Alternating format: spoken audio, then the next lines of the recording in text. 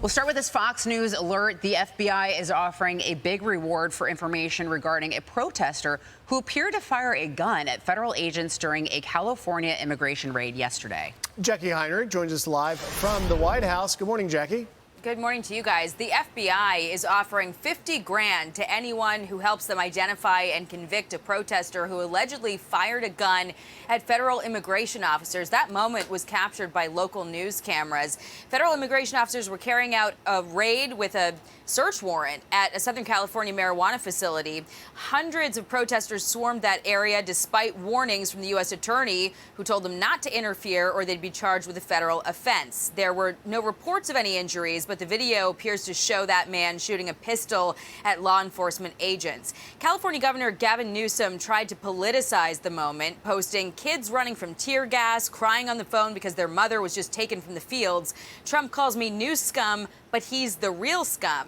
The CBP Commissioner, Rodney Scott, replied to that, saying, here's some breaking news. 10 juveniles were found at this marijuana facility, all illegal aliens, 8 of them unaccompanied. It's now under investigation for child labor violations. This is Newsom's California.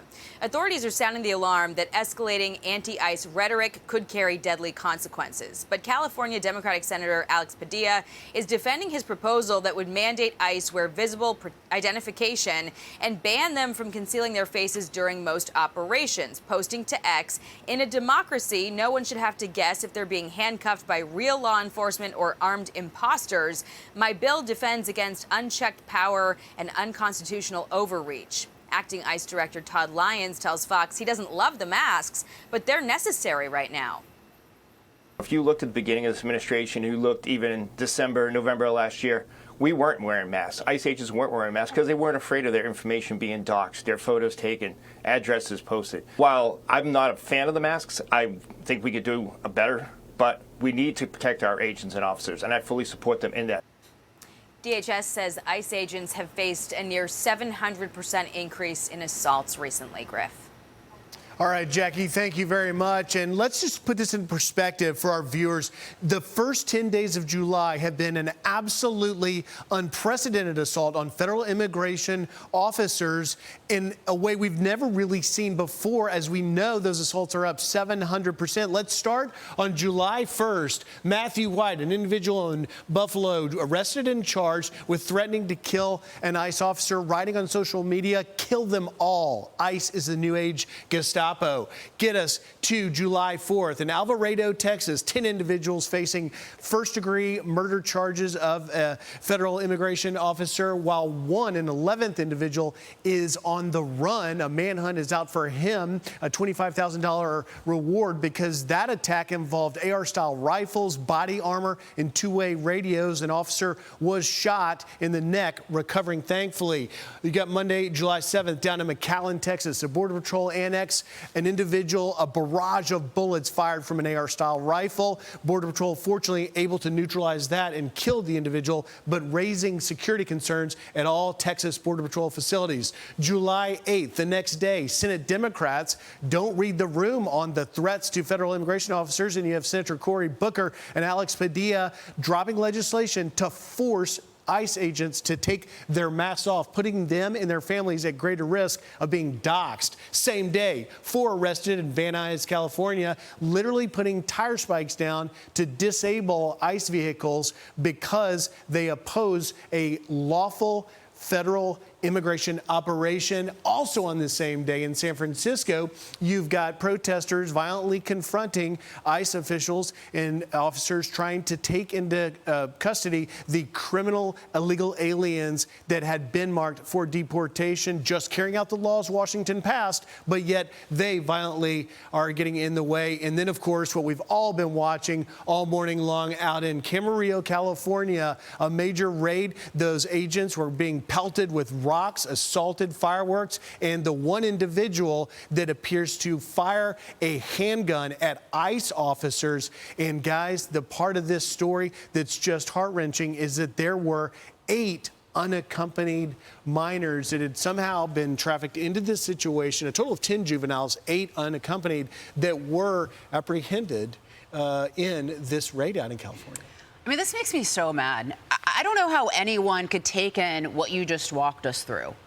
and especially looking at, potential labor, what they did with these children, the 8 unaccompanied minors, the 10 children that were found on this marijuana farm, and conclude that law enforcement is the problem, right, that ICE is the problem in this country, or ICE agents are hero, as are all law enforcement officers. Just recently, they nabbed an MS-13 kingpin who is wanted for 5 murders in El Salvador, and on its top 100 most wanted list.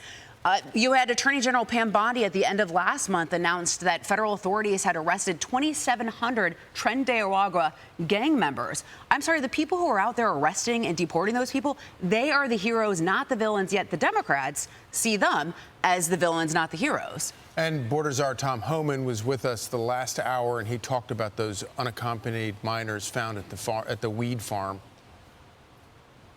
It certainly upsets me, and like I said, the work men and women of ICE are doing is incredible. Look, we're looking for over 300,000 missing children. We've already found 10,000. Have you heard that anywhere? No, the media is simply not covering it. And look, this should be a nonpartisan issue.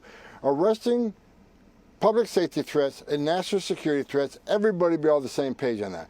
Rescuing children, I mean, it should be a nonpartisan issue. Everybody should be in lockstep on that, but they're not. The media is lying. The Democrats they don't want President Trump to be successful. I got news for them. We are being successful. Every illegal alien public safety threat we arrest makes this country safer.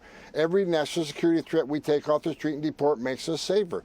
And we're rescuing thousands of children. The lives saved every day by ICE, the lives saved every day by Border Patrol, are in the hundreds. So the only thing I can think of, Griff, if they hate President Trump more than they love their community. So you're talking about a situation where you have these ICE officials trying to solve a human catastrophe that was entirely caused by Democrat politicians over the past 4 or 5 years. You have an investigation into child slavery, and then you have actual, as you went through, violence being committed against officers who are sworn to uphold the law and enforce the laws, including ICE agents being fired at. And you have Gavin Newsom, the governor of California, who many Democrats view as the top person who could potentially run against, get the party's nomination in 2028. Condemning the officers and condemning those trying to enforce the law. That's the situation where, the rest of the country has moved on to trying to enforce the law, but that's where the Democrat Party is stuck. And you can't underscore the part about where Tom Homan was talking about rescuing these children. Gavin Newsom and all the Democrats need to remember, we can show you back a couple years ago in McAllen, by the way, the same city where we had that attack on the Border Patrol, these children that were trafficked across the border unaccompanied. You can see here, I'm with Texas DPS.